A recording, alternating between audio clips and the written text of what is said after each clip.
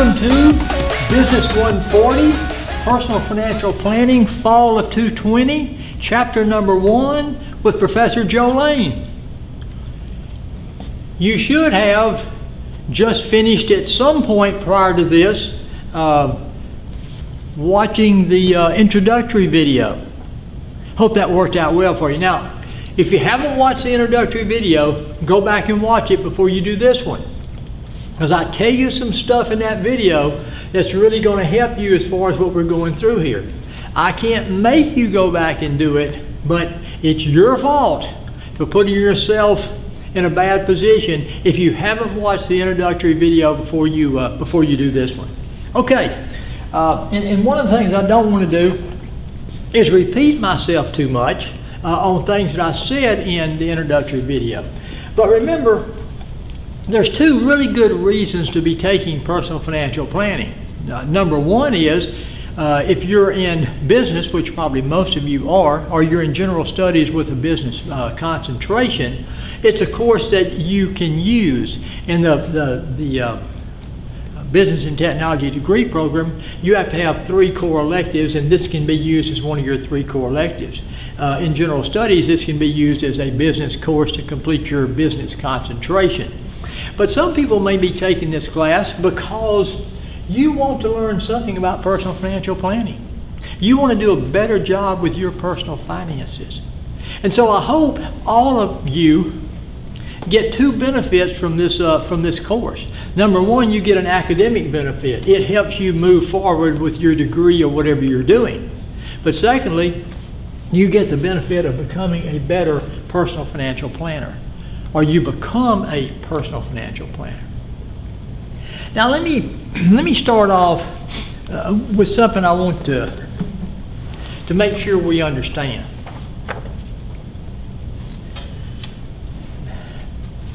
Do I equate money and wealth with success? In other words, the wealthier you are, the more successful you are. The more money you have, the more successful you are. If you are really wealthy, you're really successful. If you're not really wealthy, you ain't successful. Not the way I come at this at all. That's not what I think personal financial planning is or anything like that. I don't equate wealth with success. Success is living your life in the way you want to live it, to do things that you want to do, to have a career that you want to have, to be able to, if you choose, have a family, enjoy your family, enjoy life, for you to be able to maybe make a difference, maybe make a difference with other people, that sort of thing, you know. So I think most of the people that I know that I think are very successful are not filthy rich, you know. What I'm saying is success is what you want to make of your life and the contributions that you want to make. Now, if you're a business and technology major, should you have the opportunity to make a good income? Yes. Should you have the opportunity to live well? Yes. And so that's a good thing. But whatever your chosen career path, are you going to probably have an income? Well, yes. You got to make a living. So if that's the case, you're going to get income coming into you, and you're wanting to live well with the income that you have. So far, so good. What personal financial planning will do is will help you do a better job of financial planning, help you have a higher standard of living, and help you create wealth in whatever career path you've chosen. Okay? Does that make sense? Okay. So, is personal financial planning important to you? It's important to you, yes, because you can use it in whatever your endeavor is to, again, to increase your standard of living and increase your wealth. So I don't look at success as wealth. I look at success as how you want to do your career and what you want to make of your life. But in doing your career and what you want to make of your life, you're going to be having an income. And we want to maximize the use of that income. All right, I'm looking at study notes for chapter 1. There are several things that, you know, it helps to learn the terminology of something. Doctors have doctor talk, lawyers have lawyer talk, business has business talk, and personal financial planning, there's some personal financial planning talk that goes on in there. I put on the first page of your handout some of the rewards of sound financial planning. Does that mean that there should be some financial rewards from personal financial planning? Sure. And the question I usually ask if you're in class is, do you want to live the good life?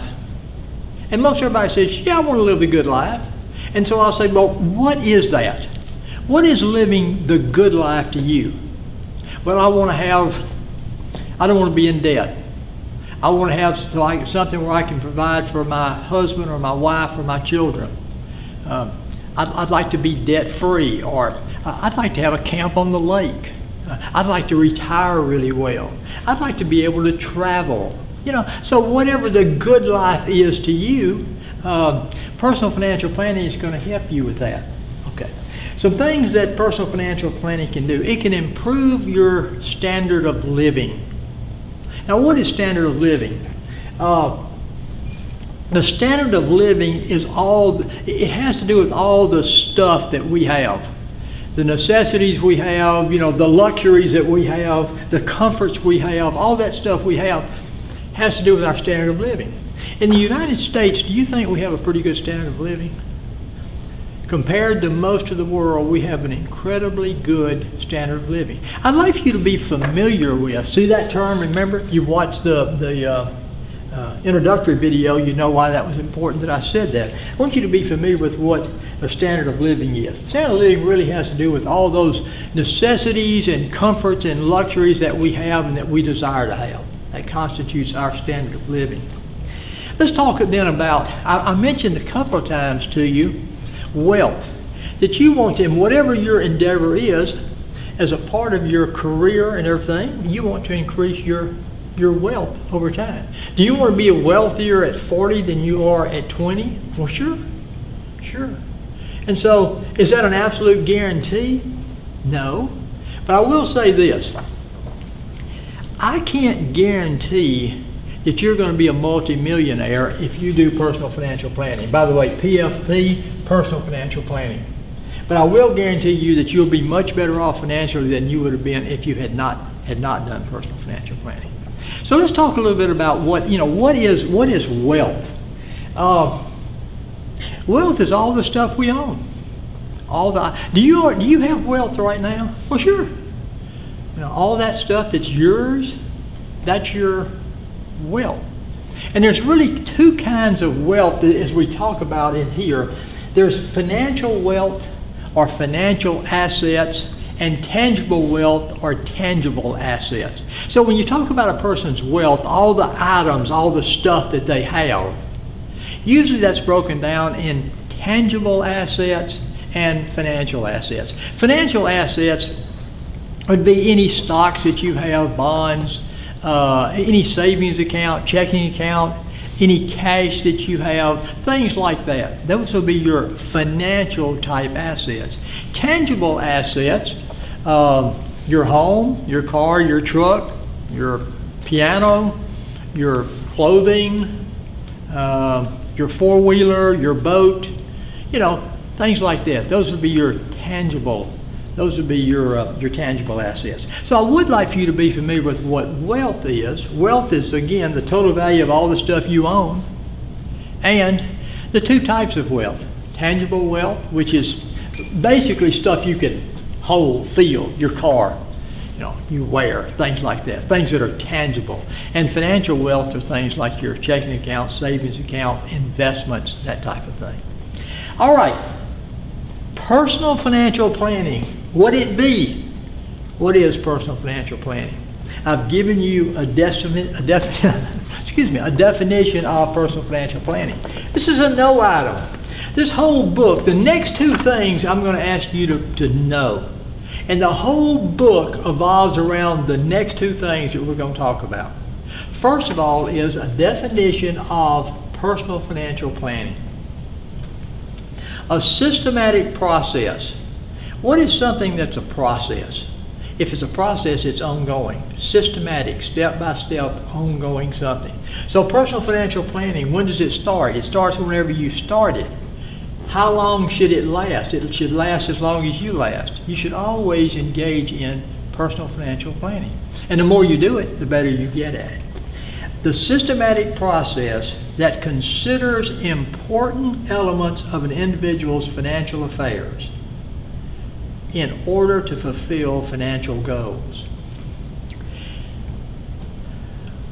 Is it important to have goals in life? Most of you are probably pretty goal-oriented. A lot of you are going to school, have a family, working, involved in organizations, church, other things. You've got a lot of things going. You're juggling a lot of balls. First of all, you have to be pretty well organized, but secondly, you've set goals for yourself. The very fact that you're sitting here or standing here, wherever you are, and watching this tells me that you've got some goals as it relates to your education. I'm proud of you for that. That's good. That's good. Okay. A systematic process that considers important elements of an individual's financial affairs in order to fulfill financial goals. That seems like what that's saying is that is an ongoing process of where you're wanting to fulfill your financial goals. And by doing that, there are some things that you have to do with your financial affairs. There's some important things that have to do with your financial affairs that's going to have to be done and taken care of for you to fulfill your financial goals. All right. I would know this definition. And you know, where he talks about a process that considers important elements of an individual's financial affairs, if you look down at the next thing on your handout, the steps in the financial planning process, this is really having to do with an individual's financial affairs. And I want you to know this. So I want you to know the definition of personal financial planning. And I want you to know the steps in the personal financial planning process. Okay, here we go. Step number one, define your financial goals. If you don't know what your goals are, you can't move towards them. If you don't have any goals, you have no idea where you want to go. So just like you have educational goals, you may have goals as it relates to family or children. You may have goals as it relates to your job. You got to have financial goals. All right. So the first thing you have to do is define your financial goals. And that's going to have to do with mini assignment number one, by the way. All right, number two. Develop plans and strategies to accomplish your financial goals. So the number one thing in personal financial planning is, where do I want to go? What are my financial goals? Should my financial goals help me to attain other life goals? Sure. And some of your financial goals may be life goals. One of my goals is to own my own home. That's important to me. I want to own my own home. That's the financial goal. Okay. So what you've got to do is, in your personal financial planning process, number one, you define financial goals. Then you develop plans and strategies to accomplish those goals. Well, what kind of plans and strategies? The kind we're going to be talking about in the next 15 chapters. Okay. Number three, implement financial plans and strategies. It's great to develop stuff. It's great to say, this is what I should do, this is what I should do, and this is what I should do. Okay, that's great. What happens next? Do it. Do it. Okay. Number four, periodically develop and implement budgets to monitor and control. Okay, I've got plans and strategies in place. If I do these things and I do these things, I'm going to be able to accomplish my financial goals. Well, what's one of the great things that can help you do these things and stay on course? Budgets. You've got to prepare financial budgets to help you stay on course. Periodically develop and implement budgets to monitor control. Number 5, use financial statements to evaluate the results of plans and budgets. If some of you have already taken accounting 201, principles of financial accounting, but you've heard of balance sheets, you've heard of profit and loss or income statements. You know, businesses have financial statements they do. Can you do a financial statement on yourself? Yes. Should you? Sure. You can do a balance sheet on yourself to see what your financial position is. You can do an income statement on yourself to see how you've done over a period of time. Should you do a balance sheet and an income statement? Well, yes, because that'll help you determine, excuse me, are you making progress? Is your wealth increasing? Are you accomplishing your financial goals? And then redefine your goals. From time to time, when you make your financial goals, are they going to stay the same the rest of your life? Nope. Silly, well, it's not a silly example, but I mean, it's an obvious example. You are single, and you have financial goals and all that sort of stuff. Done a really good job of personal financial planning. Over the next 3 or 4 years, you've gotten married and you have a child. Do you think your financial goals have changed? Oh yeah, a lot. So is it okay to change your financial goals? Well, sure. If your life goals change, if things happen in life that re-evaluate what you're going to be doing and how you're going to be doing or what you want to be doing, then you're probably going to have a corresponding adjustment to your financial goals. Okay, so what am I saying? I want you to know what personal financial planning is. A systematic process that considers important elements of an individual's financial affairs, considers important elements or parts of an individual's financial affairs in order to fulfill financial goals. And I want you to I want you to know the steps in the financial planning process. Define your financial goals first. Then develop plans and strategies to accomplish those goals. That's what we're going to be talking about. You're going to have plans and strategies as it relates to investments. You're going to have plans and strategies as it relates to insurance. You're going to have plans and strategies as it relates to credit. You're going to have plans and strategies as it relates to savings, yada, yada, yada. Okay. Then after you develop them, you implement them. And the way you wrap that around a budget, I'm going to express my plans and strategies budgetarily. You know, you could write out your financial plans and strategies. Here are my financial plans and strategies. And maybe it's a good idea to write them out. But here's the second way to write them out. Write them out as a budget. Because if you have a budget, and if you have a written budget that you're following, and you give that budget to me to look at, I can tell a whole lot about what your plans are, not only your financial plans, not only what your financial goals are, I can tell a lot about what your life goals are. Okay. And then, of course, use financial statements to see how you're doing, and then redefine your goals. Okay, that kind of gets us through the start of this. This is kind of a good beginning for us, I think. Now, I'm flipping over to the back side of my handout. I hope what you do is when you get these study guides, you print them off.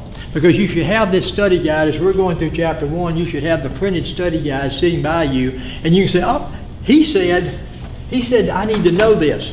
So I may take a blue dry erase marker, and I'm going to label that. I'm going to mark that. That means blue. That means I need to know it. Oh, he said I needed to be familiar with this. So I'm going to take this reddish looking, whatever color this is, and I'm gonna everything he says is to be familiar with, I'm gonna do with this color. Everything he says to know, I'm gonna do with this color. So you should have those study notes as a working document for you, sitting next to you as you're doing these chapters. All right. Defining your financial goals. We said that was step number 1. What are financial goals? Financial goals, next page here, are financial results that an individual wants to obtain. You know, what are those things I think results that an individual wants to attain, such as buying a home, buying a car, putting tires on a car, paying for tuition. Define your financial goals. He said that's really, really, really important. You've got to have, first step in personal financial planning, you've got to know where you're headed financially. You need to know where you're headed in every aspect of your life, but we're only handling the financial part.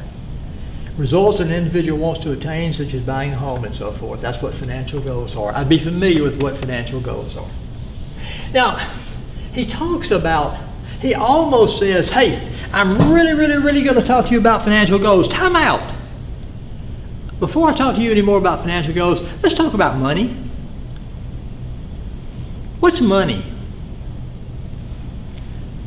You ever thought, that's hard, that's really kind of hard to define. Money is the medium of exchange that we use as it relates to financial transactions, is money. If you were to look out in the parking lot and see my truck that I drive, and I'd look at you and say, how much do you think my truck's worth? You'd say, I think your truck is probably worth 3 camels, 12 donkeys, 800 bales of pine straw, 94 apples, and 4 Hershey bars. No. You'd say, man, your truck's probably worth $5,000 or whatever. Money is the medium we use to express value, the worth, the value of something. Money, the measure of value in financial transactions, the medium of exchange that is used. So that's what money is. Now, so we're going, as we talk through the, be familiar with what money is. One of what our author said. He probably said, sorry, I'm kind of lost you here off the camera.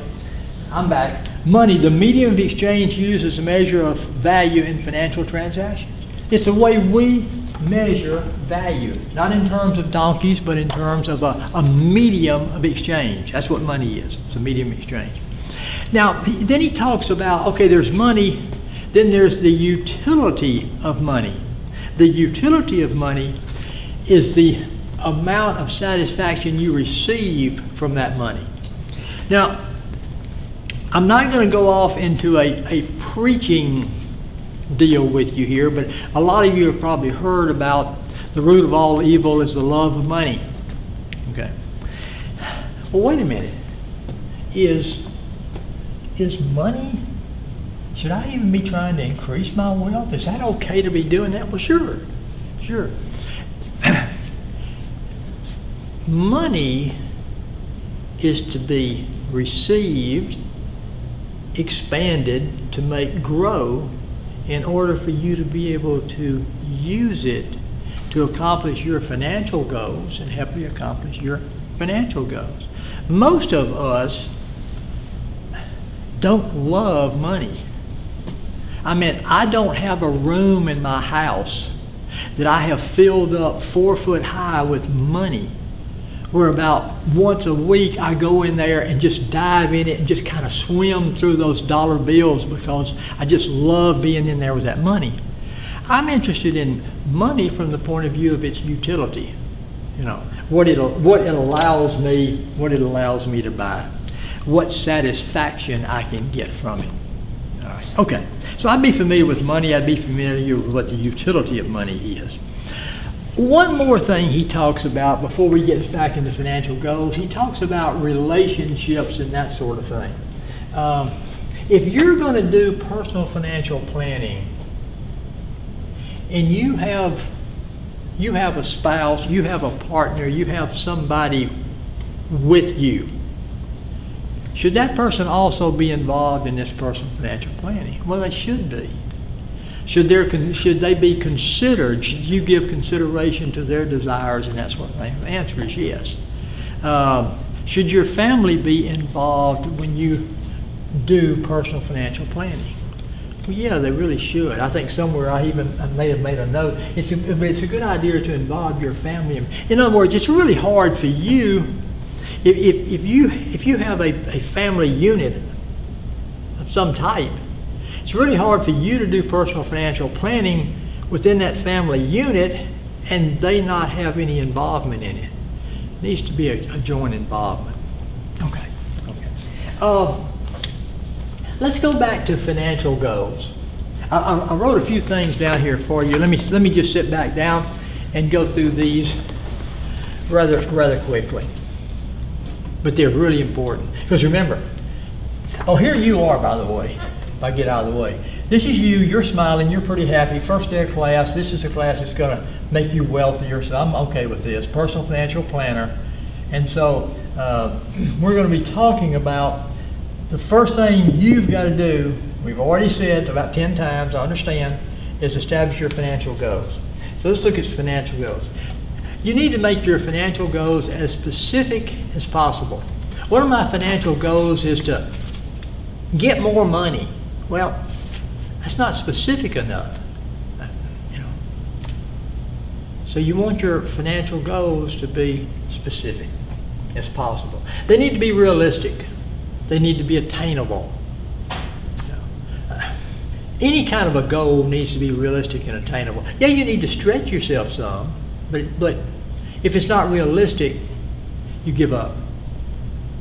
It needs to be attainable. It needs to stretch you and make you work and make you feel good when you've attained it, but it needs to be attainable and realistic. And then I said here, you also need to involve the immediate family in the process. Okay. On your financial goals, you need to put target dates. I said assign priorities in a time frame. You need to put target dates on your financial goals, and we've really written them down 3 ways here. There are long-term financial goals, which are 6 years and longer. Intermediate financial goals are like 1 to 5 years, and then short-term financial goals are 12 months. Okay. And you know, obviously, your short-term financial goals should support your intermediate financial goals, which should support your long-term. You know, those financial goals should be working together. Sometimes there are some short-term financial goals that you have to do. Let me just kind of be dumb, but give you the idea. You have to drive about 8 miles a day to work. All right. Your car, the tires are worn out. You've already had a blowout and you've got it fixed, but your tires, you're running on tread. Short-term financial goal within the next 12 months, buy new tires.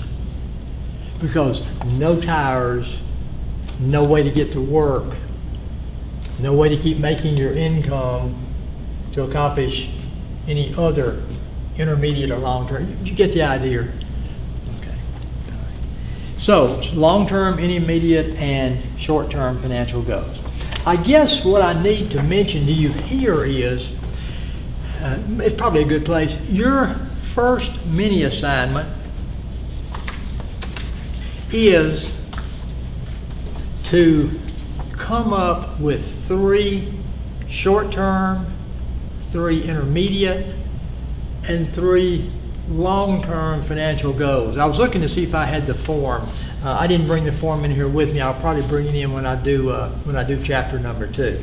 But if there's a form that I'm going to have for you at the end of your study notes for chapter number 1, and it has end of your study notes for chapters 1 through 4, the unit number 1, and it has a form that you'll use kind of to help you come up with your, I want 3 short-term, 3 intermediate, and 3 long-term financial goals. For real, the best that you can do with that.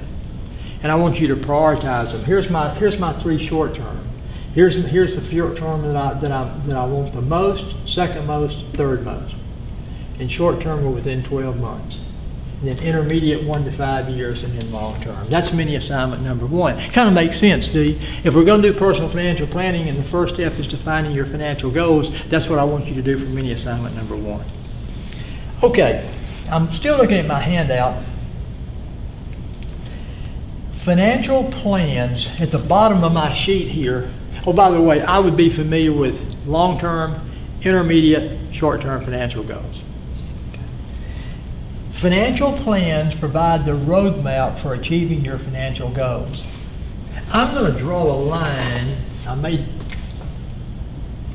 here. And this line represents time. Okay? Let's say right here, this may be 1 year, you know, and then we'll come on that. So you're going to have some short-term financial goals. You're going to have some intermediate financial goals, and you're going to have some long-term financial goals. That's part of what your assignment's going to be. But I'm just going to kind of, so here's what we're saying here is the plans you put together, those plans and strategies that you put together back over here, develop financial plans and strategies. Those financial plans and strategies that you put together, they're the roadmap for you to accomplish your financial goals.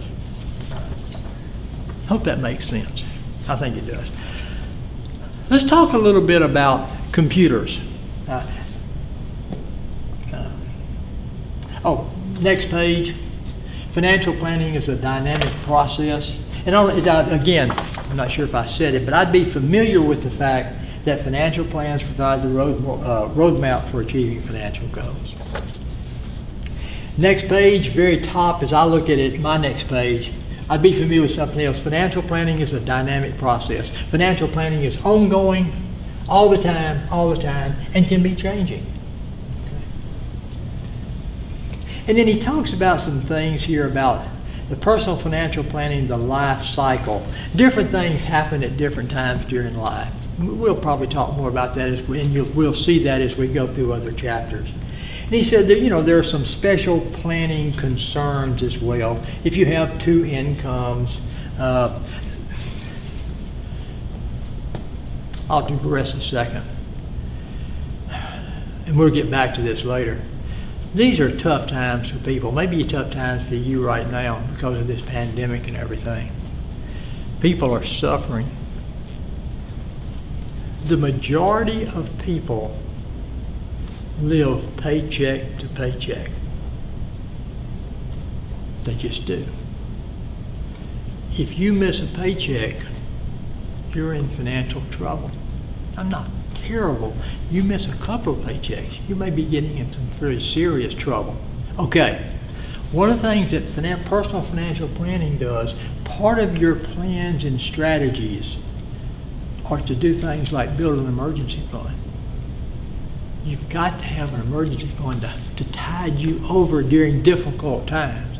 Now hopefully we'll never have another pandemic like this. But sometimes the economy turns down, or sometimes something happens with you personally, health or whatever.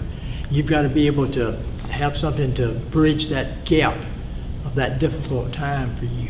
So that's what he's talking about here, is, you know, there's different, this is a part of your financial plans and strategies. So I just mentioned that you go through different life cycles, and there's a number of different planning concerns that you have. We'll talk about those in later chapters. Now, if you noticed, I did not say anything about knowing or being familiar with those. It was just things that we talked about a little bit. Let's talk about computers. There's a lot of good tools out there. Computers really help you streamline your personal financial planning. You can do all financial planning with paper and pencil. And you know, even budgets, you can do your budgets and everything with paper and pencil. But they're also available, in a lot of cases without charge, a number of helpful tools to help you with your personal financial planning, especially with budgeting and things like that.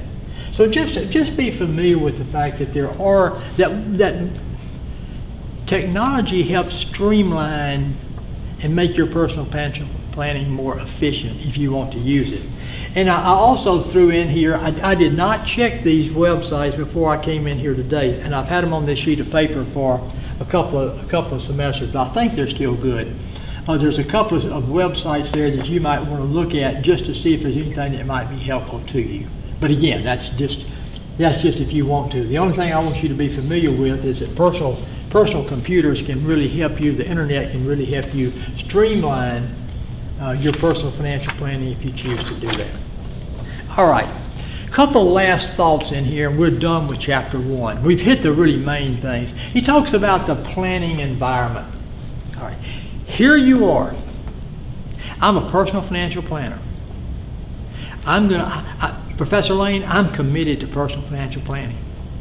And I'm going to do, I don't even know, all I know is I just need to establish goals right now, financial goals. And we hadn't talked about all that other stuff, but I'm into this stuff already. So now, I just want everything just to leave me alone, and I'm just going to do personal financial planning. Well, what he's talking about here is, in your life, does everybody and everything leave you alone? Sometimes when you're moving along, do things happen that's really good, changes some stuff for you?